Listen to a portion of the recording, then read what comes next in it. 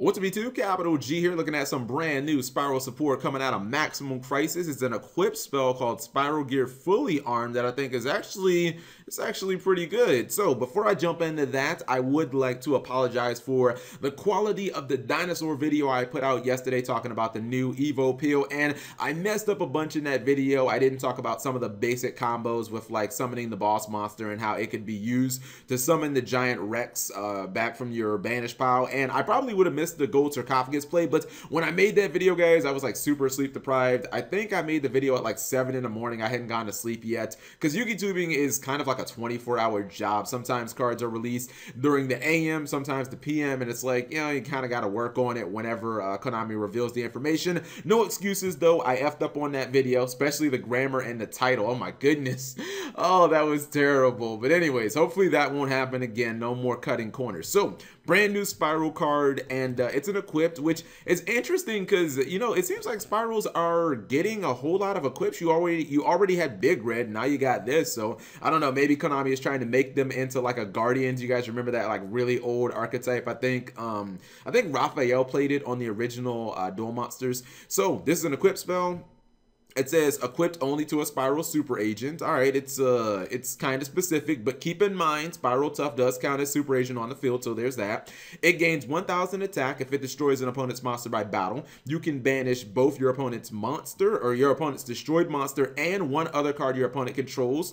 When this face-up card on the field is destroyed and sent to the graveyard, you can target one Spyral super agent in your graveyard, special summon it. Okay, so I think that a lot of people are going to focus on the fact that this card is kind of situational and conditional. Yes, I know that it only works on a very small number of Spyral monsters. It really only works on Tough and Super Agent, but I look at this card and I look at the playmaking aspect of it. For starters, Konami is kind of telling you how to use it because this card is downright dirty if you combine it with Spyral Sleeper. Let's say that you have a Super Agent on the field and you decide you want to put your fully armed on it, and then you have like your Sleeper as well, right? So you can attack your opponent's monster. Hopefully you kill that. You banish that monster. Then you get non-targeting banishment. Keep that into perspective, guys. Non-targeting removal is the freaking holy grail of Yu-Gi-Oh! That is the best thing that could have happened to Spyral. So you get to remove another card on their side of the field from this effect, and then you can say, all right, I'm done with this card. I'm going to activate my sleeper effect.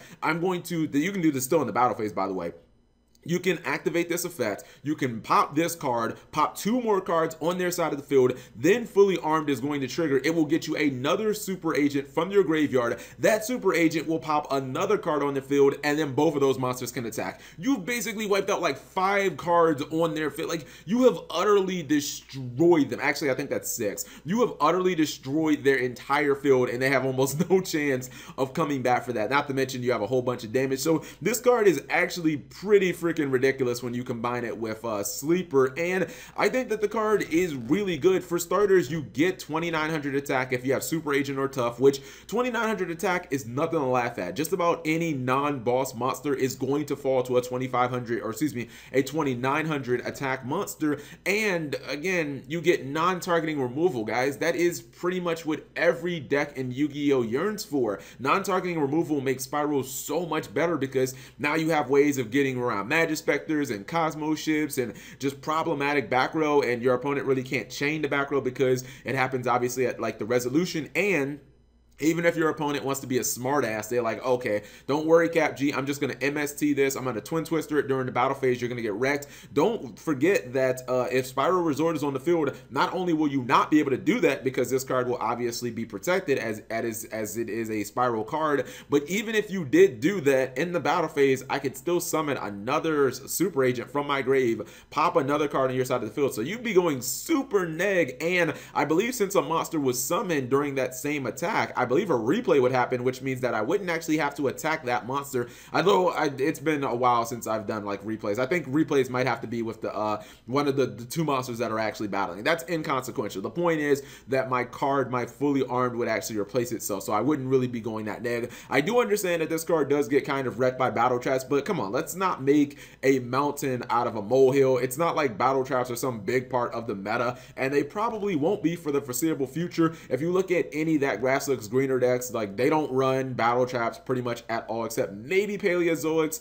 You know, you look at True Dracos, I don't think that they run battle traps from what I've seen. They don't really run battle traps as well. So I don't know. I like the playmaking ability of this card. Now, do I think that this card is necessary in Spirals? Not really.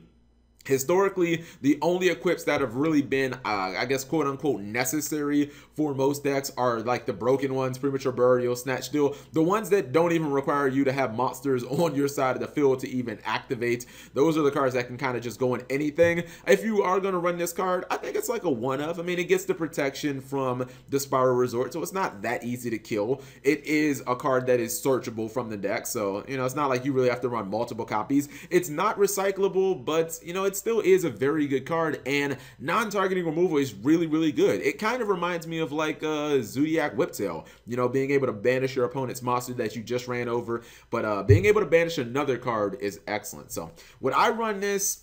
I'm not sure, but just because you wouldn't run this card doesn't mean that it's a bad card. People need to understand that just because you don't run something in an archetype does not mean that the card is bad. This is a fundamentally good card. It's just not necessary. So let me know what you guys think of Spiral Gear fully armed. Leave that in the comment section below. Again, apologies for the dino video. I'm not going to make any more videos when I'm super tired. Thank you guys for watching. As always, subscribe if you have not already.